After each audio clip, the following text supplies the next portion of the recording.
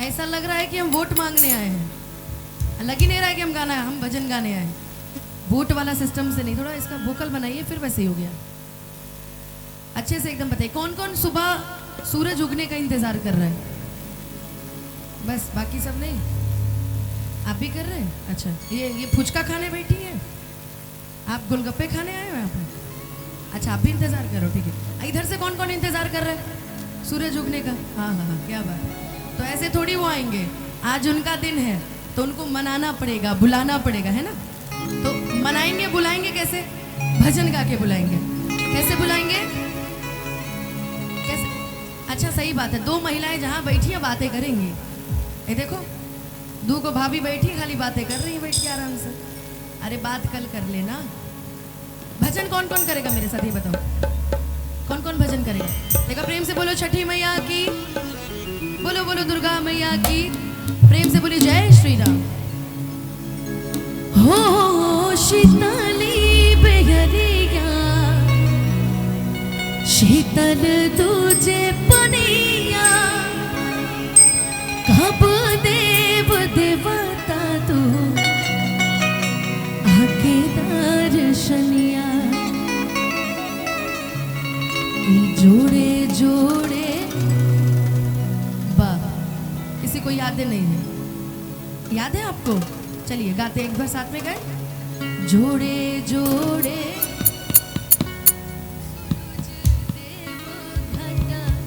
भाई, पूरे पूरे प्रांगण में एक भक्त दिखा मुझे, एक ही भक्त दिखा, बाकी कोई भक्त नहीं दिख रहे मुझे। कितने लोग छठी मैया से प्रेम करते हैं? जरा दोनों हाथ उठा के बताओ। अब बाकी सब रावण भक्त है जी, हैं? कितने लोग करते हैं प्रेम? पक्का? तो मेरे साथ मिलके जरा जरा ताली बजाना, आपकी ताली पे मैं गाऊंगी, दोनों हाथ उठा के। जोड़े जोड़े भलावा सूरज देव, ले टाइ टाइ फुस। काहेला बुलाए रोशन भैया जब यहाँ के लोग गई भी नहीं करते हैं? तो बताइए, कहाँ के रोशन भैया? व्यवस्था में लगे हैं। व्यवस्था में हमको बुझा रहा, काहेला बुलाए भैया जब ये लोग गई भी नहीं करता है? तो गाइए गाइए, आप लोग भी गाएंगे गाएंगे गाएंगे गाएंगे, वादा है। और जो नहीं गाएगा वो कम से कम ताली तो बजाओ यार, इतनी भी कंजूसी नहीं करो, हैं? जरा दोनों हाथ उठा के ताली बजा के गाओ। जोड़े जोड़े भलावा सूरज देव घटावा पे दिवाई चढ़ावे हो। जोड़े जोड़े भलावा सूरज देव घटावा पे दिवाई चढ़ावे हो। बीच खड़ा कोई दर्शन ला, असरा लगावे हो। बीच खड़ा कोई दर्शन ला, असरा लगावे। एक मिनट, मेरी आवाज पीछे जा रही है कि नहीं जा रही है? नहीं आ रही है? आ रही है? अच्छा, पीछे जो लोग खड़े हैं, मेरी आवाज जा रही है आप तक? आ रही है? सभी को आ रही है? नहीं आ रही है? अब मैं अपने वोकल का ऑपरेशन कराऊं या साउंड का? किसको किसको आवाज नहीं आ रही है? सबों की आ रही है। भैया तुम एक जगह रुकोगे तब तो आएगी तुम्हें आवाज, तुम तो चलते रह रहे हो हमेशा। किसको किसको मेरी आवाज नहीं आ रही है? क्या हो साउंड इतना बोल रहा है कि हमको बोलने का मौका ही नहीं है। थोड़ा वोकल मीठा बनाओ यार, बहुत खराब बोल रहा है साउंड। सबको आ रही है आवाज? देखो, पक्का सबको आ रही है? एक बार प्रेम से बोलिए छठी मैया की। अब आप ताली बजाएंगे, मैं गाऊंगी, नो म्यूजिशियंस नहीं। जोड़े जोड़े भलावा सूरज देव घटावा पे दिवाई चढ़ावे हो।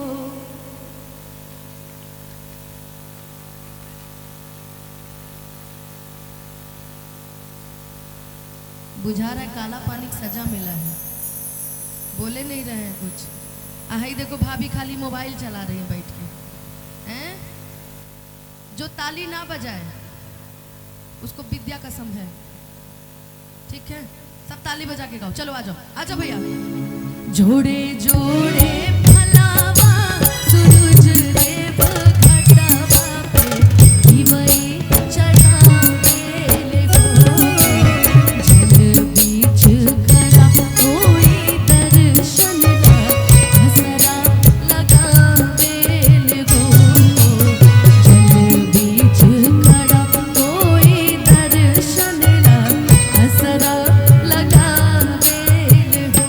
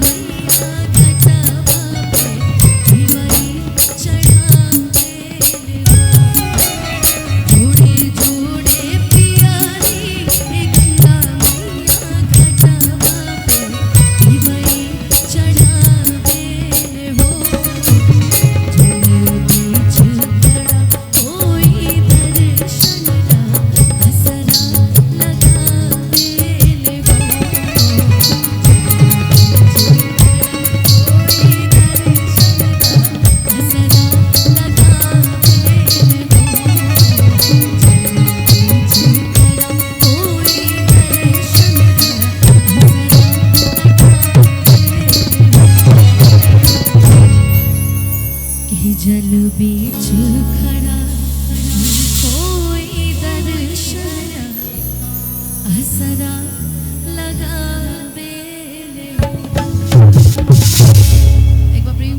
छठी मैया